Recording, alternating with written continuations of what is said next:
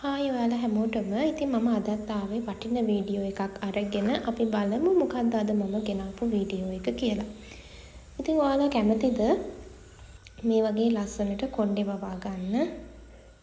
අද මම ඔයාලට කියලා දෙන්නම් මම කොණ්ඩේ වැවෙන්න ගාන තෙල් එක හදන්නේ කොහොමද කියලා. ඉතින් මේව තමයි මම යොදාගන්නේ. ඔයාලට පේනවා මේ තියෙන කරපිංචා, මුගුණු වැන්න, රතු ලුණු, නුග කොලයක්, නිල් කටරොඩු, නෙල්ලි කොළ, වද කොළ, ගොටු කොළ, වදමල්, බුලත් කොළයක්. ඉතින් මේ අමුද්‍රව්‍ය යොදාගෙන ඖෂධීය තෙල් එකක් හදන්නේ කොහොමද කියලා මම ඔයාලට කියලා දෙන්නම්. මම මෙතන අරගෙන තියෙන සියලුම අමුද්‍රව්‍ය කලින් සෝදලා හොඳට පිරිසිදු කරගෙන වේලලා වතුර චුට්ටක්වත් නැති වෙන්න තමයි අරගෙන තියෙන්නේ. මොකද වතුරත් එක්ක තෙල් එකට දාන්න බෑ. එතකොට තෙල් එක මුඩු වෙන්න ගන්නවා. ඉතින් ඔයාලත් ගන්නවා නම් හොඳට වතුර වේලෙන්න තියලා තෙල් එක හදන්න ගන්න. ඒ වගේම මම මෙතන අරන් තියෙන්නේ නෙල්ලි කොළ. ඔයාලට නෙල්ලි ගෙඩි පුළුවන් නම් හොයාගන්න. ඒක වඩාත් හොඳයි. මම මේ අද අපේ ගෙදර තියෙන අමුද්‍රව්‍ය වලින් තමයි මම මේ තෙල් එක හදන්නේ. ඉතින් මට නෙල්ලි ගෙඩි හොයාගන්න බැරි වුණා. ඒ වෙනුවට මම නෙල්ලි කොළ තමයි භාවිත කළේ. ඒ වගේම මීට අමතරව උළුහාල්, කීකිරිඳිය, කළුදුරු වගේ ඖෂධ හොයාගන්න පුළුවන් නම් වඩාත් හොඳයි. ඇත්තට මට අද ඒවා හම්බුනේ නැහැ. ඒ හින්දා මම අද මට හම්බ වුණ අමුද්‍රව්‍ය වලින් තමයි මගේ තෙල් එක හදන්නේ.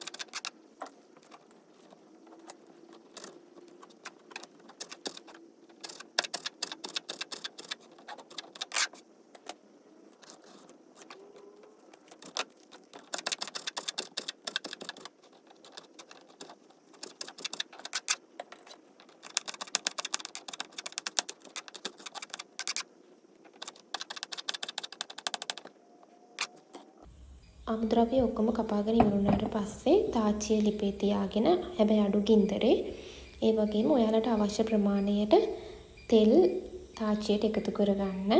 කඩේ තෙල් නම් භාවිත කරන්න එපා.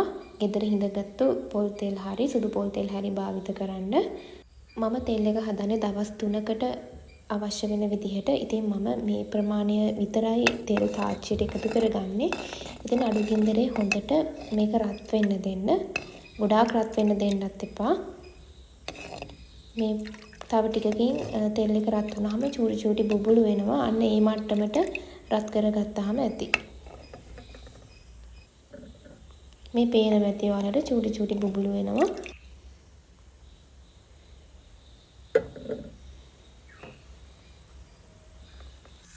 දැන් එකතු කරන්න කපාගත්ත සියලුම අමුද්‍රව්‍ය ටික තෙල් එකට.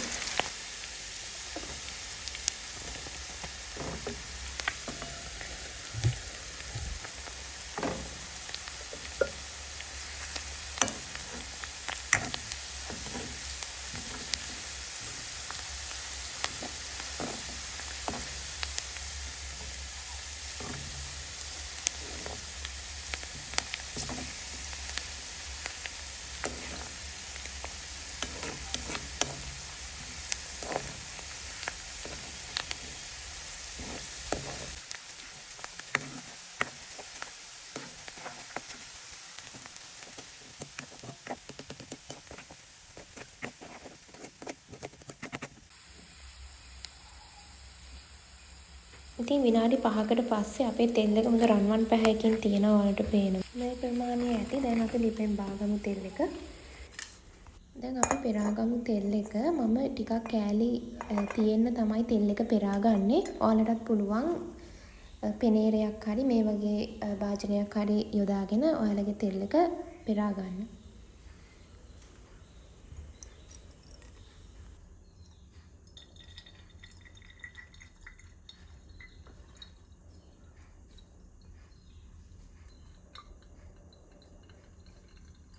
ඉතින් බලන්නකො මේ තෙල් එක රත්තරන් පාට කොළ පැහැයක් මේ තෙල් එකේ තියෙනවා.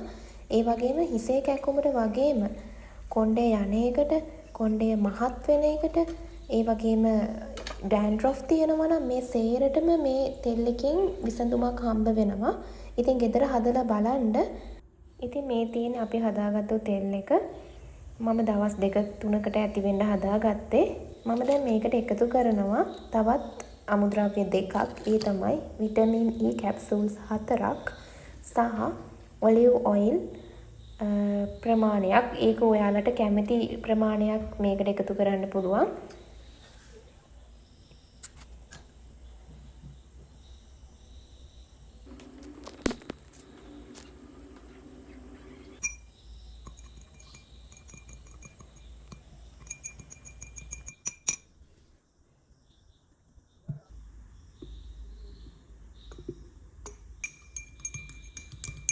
ඉතින් අපි තෙල් එක හදාගෙන ඉවරයි. ඒ වගේම ඔයාලා මේ තෙල් එක හොඳට කොණ්ඩේ ඇප්ලයි කරනකොට ස්කැල්ප් එකේ වදින විදිහට ඇප්ලයි කරන්න. එතකොට තමයි හොඳ ප්‍රතිඵලයක් ගන්න පුළුවන් වෙන්නේ. ඉතින් මේ විදිහට හැම කෙස් ගහකම වදින විදිහට ඔයගොල්ලෝ මේ තෙල් එක ඇප්ලයි කරන්න. ඉතින් ඔයාලත් මේ තෙල් එක ගෙදරදී හදලා ප්‍රතිඵල කොහොමද කියලා බලන්න. මාස 3ක් විතර ගෑවට පස්සේ ඔයාලට වෙනස තේරෙනවා.